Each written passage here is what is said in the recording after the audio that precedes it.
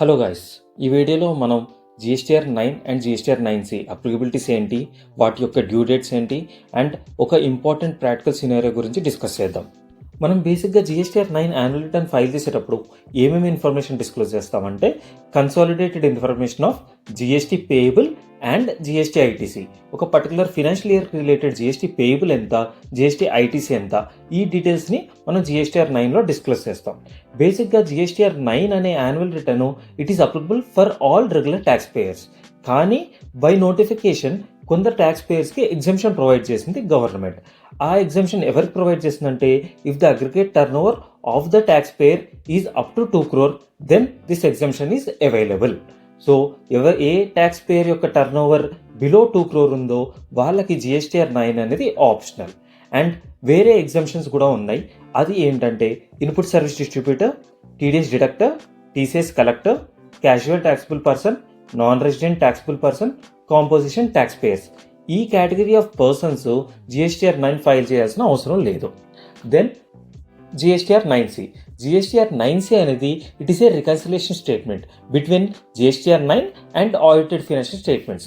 So మనం GSTR 9లో GST payable ఎంత చూపించాము, జిఎస్టీ ఐటీసీ ఎంత చూపించాము, అలాగే ఆడిటెడ్ ఫైనాన్షియల్ స్టేట్మెంట్స్లో జిఎస్టీ పేయబుల్ ఎంత చూపించాము, జిఎస్టీ ఐటీసీ ఎంత చూపించాము. ఈ రెండింటి మధ్యలో ఏదైతే మనం రికన్సిలేషన్ చేస్తున్నామో ఆ స్టేట్మెంట్ని మనం జిఎస్టీఆర్ 9C లాగా ఫైల్ చేస్తాము. సో ఈ జిఎస్టీఆర్ 9C అనేది అందరికీ అప్లికబుల్ అంటే కాదండి. It is only applicable whose aggregate turn over is above 5 crores. So ఏ యొక్క ట్యాక్స్ పేయర్ యొక్క aggregate turn over above 5 crore ఉంటుందో వాళ్ళకు మాత్రమే జిఎస్టీఆర్ 9C అనేది మ్యాండేటరీ. అదర్ ట్యాక్స్ పేయర్స్కి it is optional. And one important thing here is GSTR 9C మనం ఎప్పుడు ఫైల్ చేయగలుగుతామంటే only after filing GSTR 9. GSTR 9 file చేయకంటే ముందు మనం జిఎస్టీఆర్ 9C అనేది ఫైల్ చేయలేం. ఇప్పుడు మనం due dates for GSTR 9 and 9C discuss చేద్దాము. So it is basically 31st December. అంటే ఏంటి, ఒక ఫినాన్షియల్ ఇయర్ ఎండ్ అయిన తర్వాత బేసిక్గా ఫినాన్షియల్ ఇయర్ ఎప్పుడు ఎండ్ అవుతుందండి, 31st Marchకి ఎండ్ అవుతుంది. సో 31st Marchకి ఎండ్ అయిన ఒక ఫినాన్షియల్ ఇయర్కి డ్యూ డేట్ ఏంటి అంటే నెక్స్ట్ వచ్చే 31st December. ఎగ్జాంపుల్ 24-25 ఉందనుకోండి, ఎప్పుడు ఎండ్ అవుతుంది ఫినాన్షియల్ ఇయర్, 31st March 2025కి ఎండ్ అవుతుంది. సో ఆ ఫినాన్షియల్ ఇయర్ యొక్క జిఎస్టీఆర్ 9 అండ్ 9C ఎప్పటిలోపు ఫైల్ చేయాలంటే 31st December 2025 లోపు ఫైల్ చేయాలి. ఓకే, ఒక డ్యూ డేట్ అయితే ఇచ్చారు. ఇప్పుడు ఈ డ్యూ డేట్ అయిన తర్వాత మనం జిఎస్టీఆర్ 9 అండ్ 9C ఫైల్ చేయలేమంటే నో, చేయొచ్చు with late fees. So late fees pay చేసుకుని మనం జిఎస్టీఆర్ 9 అండ్ 9C లేట్గా ఫైల్ చేసుకోవచ్చు. కానీ ఎంతవరకు, 3 years from the end of the due date.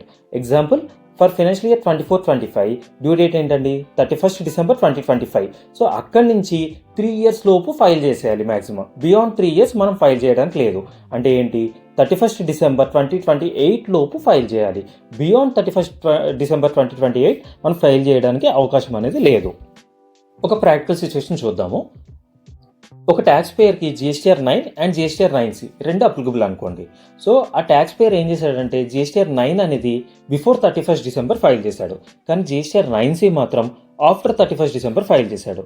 ఈ కేసులో జిఎస్టీ యాన్యువల్ రిటర్న్స్ అనేవి విత్ ఇన్ డ్యూ డేట్లో ఫైల్ చేశాడా లేదా అనేది అబ్జర్వ్ చేద్దాము. సో ఇక్కడ జిఎస్టీఆర్ 9 అనేది బిఫోర్ 31st December ఫైల్ చేశాడు, బట్ వేరే జిఎస్టీఆర్ 9C మాత్రం ఆఫ్టర్ 31st December ఫైల్ చేశాడు. The answer here is no, within due date లోపు ఫైల్ చేసినట్టు కాదు. బికాస్ ఈ ట్యాక్స్ పేయర్కి జిఎస్టీఆర్ 9 అండ్ జిఎస్టీఆర్ 9C రెండు అప్లికబుల్ కాబట్టి రెండింటిని కలిపి మనం జిఎస్టీ యాన్యువల్ రిటర్న్ అంటాం తప్ప ఓన్లీ జిఎస్టీఆర్ 9 యాన్యువల్ రిటర్న్ అనో లేదంటే జిఎస్టీఆర్ 9C మాత్రమే యాన్యువల్ రిటర్న్ అనో అనము. సో రెండింటిని కలిపి మనం యాన్యువల్ రిటర్న్ అంటాం కాబట్టి రెండు with in 31st December file చేస్తేనే విత్ ఇన్ డ్యూ డేట్లో ఫైల్ చేసినట్టు. ఈ కేసులో after 31st December GSTR 9C file చేశారు కాబట్టి so he has to pay the late fees with respect to the GSTR 9 and GSTR 9C filings. ఈ video నచ్చుంటే like చేయండి. ఈ వీడియో ఎవరికైనా ఉపయోగపడుతుంది అనుకుంటే వాళ్ళకి షేర్ చేయండి.